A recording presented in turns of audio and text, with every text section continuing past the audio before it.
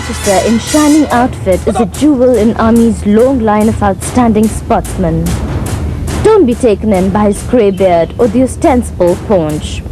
Colonel Kuldeep Singh Garcha, the present commandant of the 61st Cavalry, has a life devoted to the regal sport of polo.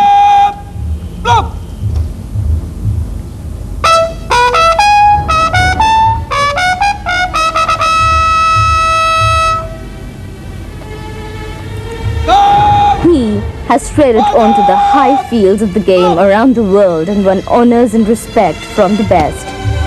The men around him, his fellow officers, juniors and seniors, are aware of his charisma. Behind him is a long road of achievements. The medals of success that he dedicates to the nation and the services. May the likes of him serve our nation in years to come. Born in Ludhiana, son of an army man, Kuldeep Singh Garcha did not show any sign of outstanding promise in his early years. He was not particularly bright in academics, and the horses on which he would ride to success and glory in years to come were farthest from his mind. The ease with which he carries himself atop a horse today, his perfect chemistry with the animal that is much admired, were initially a source of embarrassment. Those were the early days of National Defence Academy, which he had joined in early 60s. He had not known any life outside the army, and he was keen to retain the environs for the future. He applied for services and got through with the smoothest of ease.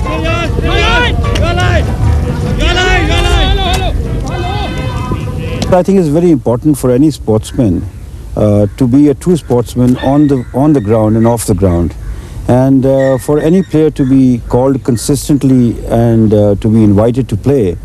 I think it's very important as to what rapport you have.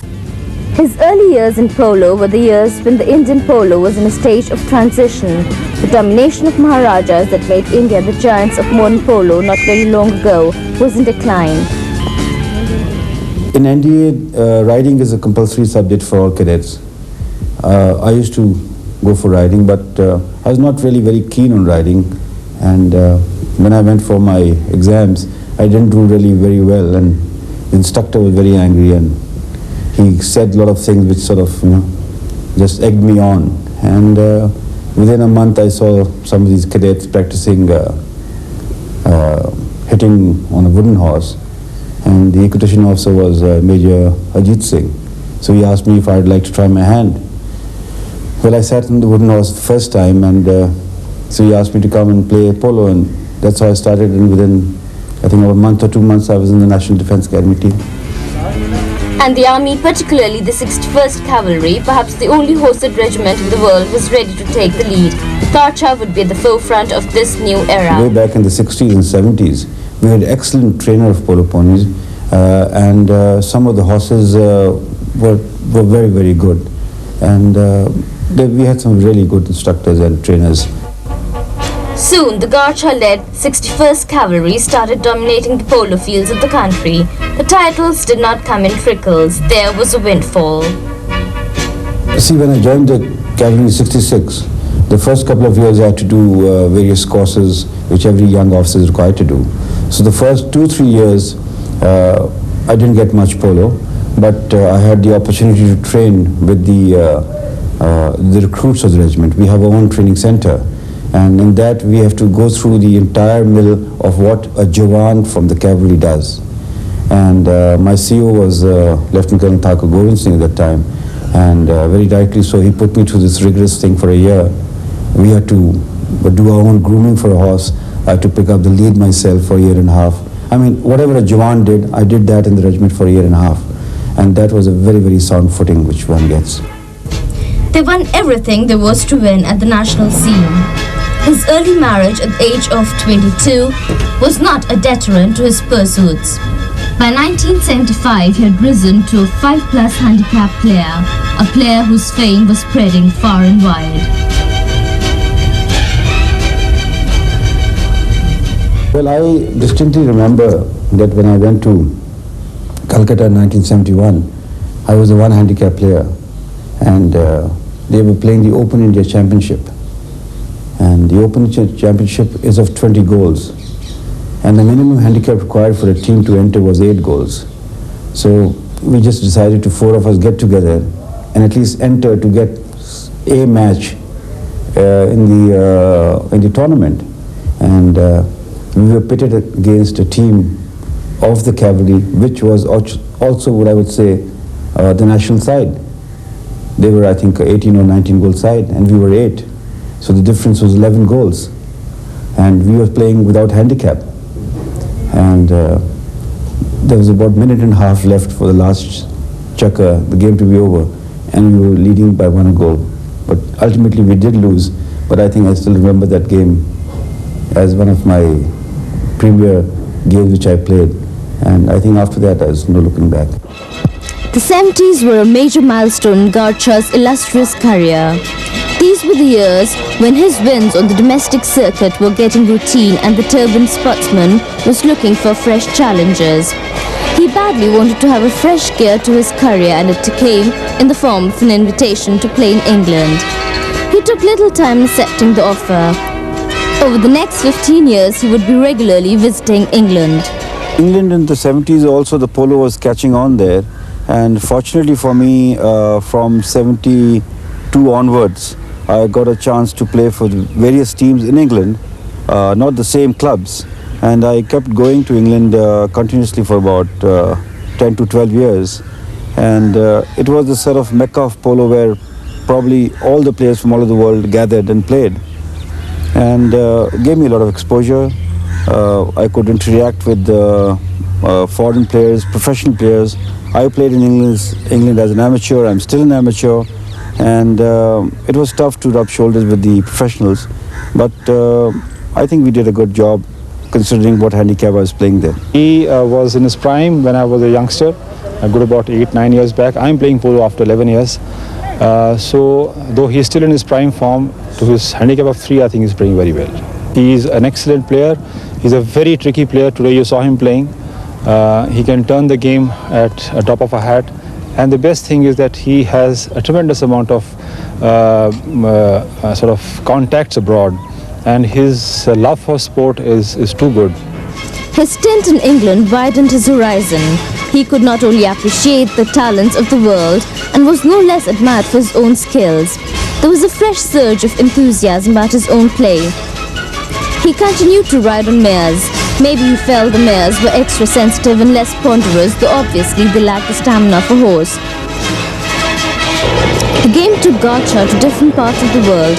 He played in countries such as UK, US, New Zealand, Germany, Italy, France, Kenya, Ethiopia, Mexico, Jamaica and Argentina, while in South America he played in Gonzalo Perez's team, who's 10 handicapped and ranks number 1 player in the world. In the early 1980s, through the efforts of Rajmata of Jaipur, Maharani Gayatri Devi, he along with Colonel Rupi Brar participated in the Mundilito, that is mini-medium World Cup. From player of domestic repute to one who earned his spurs in international arena also, Garcha was now about to venture into an area which has had little history in India. He started taking young prominent stars on the Indian horizon to tours abroad, be it Lokendra Singh, KV Singh, Dharminder and Manipur Godara. Currently the best in India, they had their part of grooming abroad through the efforts of Garcha. He took them to South America, United States, Europe and other places. The Indians now had a chance to practice and play with the best. Garcha arranged everything. He looked for sponsors, used his contracts abroad and arranged for players' stay and other arrangements. Besides, he also played along with the boys. It made the world aware of the potential of Indian polo players.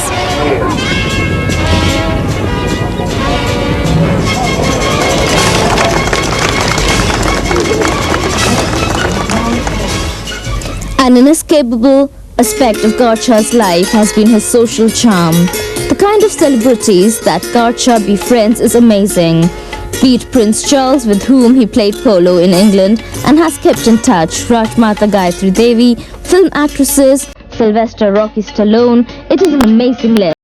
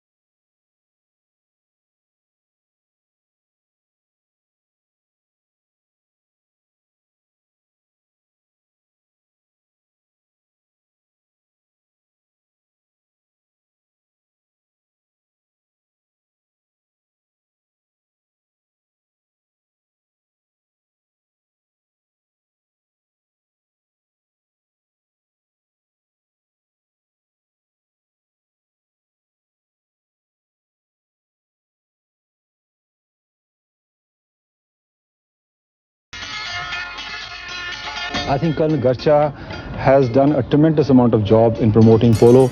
He's one person who has actually taken a team practically every year on his own expense at times and on his own contacts, and he's always been known to taking youngsters. So for that reason, I feel that Colonel Garcha is known all over the world. The other day I had gone to Madras to play polo for the President's Cup, and there I met a couple of people and everybody knew Garcha. So to that extent I feel Colonel Garcha, who is now Commandant of 61 Cavalry, is doing a tremendous yeoman's piece of work to promote polo, now in 61 Cavalry, in India and abroad.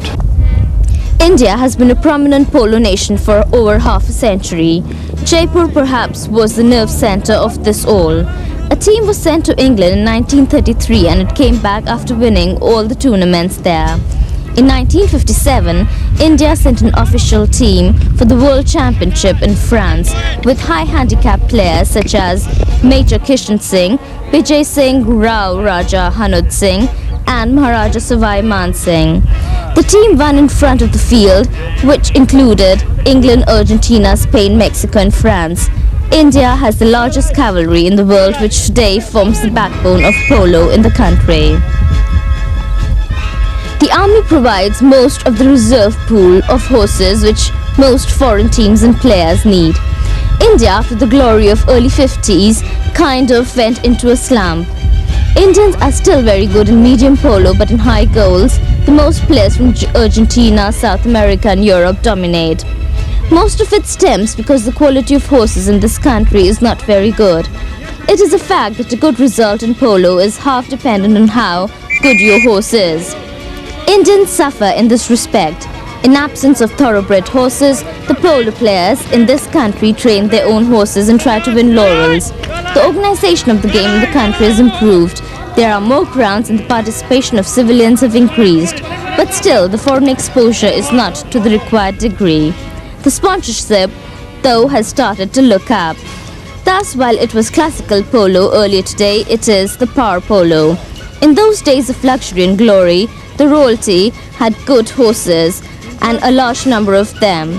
They could change horses from chukka to chukka. Now there is a dearth of horses, and these poor animals have to go through play almost with 4 full chukkas. Hence it was mostly hit and run game those days, with the frequent changes of horses keeping up the tempo. But now the present lot has to resort to dribbles, shot busts and more of passing so that the strain on the horse is not much. Still, the Indian Polo Association is doing a lot for the promotion of the game at the moment. Firstly, in Delhi, we are trying to add 3 more polo grounds in the Nicholson ranges, which should be operational by next season. Besides this, we have also introduced polo in Leh, and Ooty also will have a polo ground functional by next season. Hopefully, Hyderabad polo and polo in Bangalore will also be effective. This is where the grounds are concerned. India and polo are coming up in a big way. Garcha is a proud father of a daughter and 2 sons who have been excellent in studies. His wife has been a constant help and a source of encouragement. While he continued with his polo, it is his wife who took care to bring the kids up.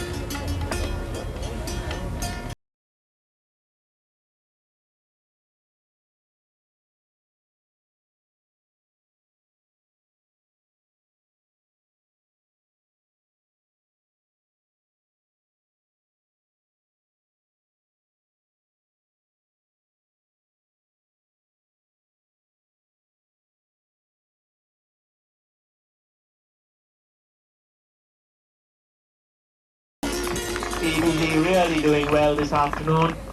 I basically am an outdoor man and I love all sports, but once got on to polo, and the thrill of riding a horse at 30-40 miles an hour and playing polo and having that satisfaction of doing what you want. I don't think there's, for me, any other thing which will match this. I never planned my career at all. I mean, it was just there and destiny took me there and I just followed it. At home, it is a different atmosphere altogether. Well, after a game, we do discuss a little bit of his game, but not much. And otherwise, it's the home atmosphere and other things we discuss, not polo all the time. Indu, she used to travel with me all the time, but when I had kids and all, then she had to choose from whichever station she wanted to go, and she always chose to go abroad rather than to go into the local stations. So we used to leave our children with my parents and we used to travel together. Well, I was very proud of him. I enjoyed every bit of it, and till today I'm enjoying it. I don't remember a single time when she's objected for me not to play polo, and however, probably at times is that she may have wanted to come along at times, and because of the children's education and all, we sort of couldn't at times make it to the same places we wanted to go. But that usually happens, you know. The children's responsibilities and also the home responsibilities, but I don't think he's been able to share all of it all the time. As far as the kids are concerned, I haven't done, I mean, it's true when I say that till today, I have not even sat down for 5 minutes with the kids to teach them of anything on education or their homework or the school. And my daughter is now married, and my son is also, he's done his college in States, and he's stood first and got all A grades, and thanks to her. They're very proud of their father. Polo is such that you meet a lot of glamour, and I think that's part of the game. Are you jealous on this? Of course I am. Oh yeah, I didn't know that she was. Well, she needn't be. I mean, she's nothing to worry about. A little bit of jealousy should be there anyway. He's the best father going. That's all I have to say. And we're very, very proud of him. Well, myself, actually, I played a little bit of polo, but because I was in boarding school in Sanar, and then I went abroad, so I didn't really get a chance to play too much. But as far as being proud, I'm very proud, and I'm really proud when I see him on TV or see his name in the papers or his achievements, the Arjuna Award. I think all of us are really proud of what he's done and achieved in life, I think. Yeah, I followed all his matches till about 2 years ago. Then I got married and went abroad. But I went and watched each and every match I could, really, because when we were in school, then we were in school, but when we had vacation, we went with him everywhere. Actually, he was always more like a friend than a father, and he treated us like equals, and we went out with him, and he was never really dominating, and very easygoing father, I would say. We got all the time in the world, and all his attention when he was at home. But when he was away, I mean, we couldn't do anything because that polo took him away. But when he was at home, we got all his attention.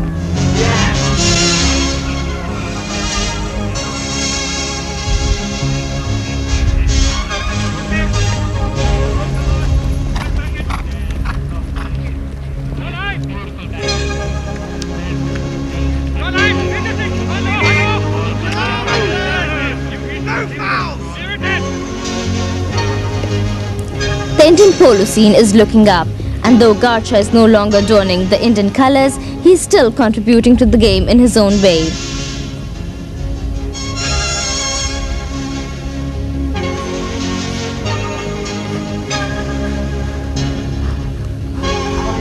With his skill and experience, one is sure Garcha would continue to help the Indian polo.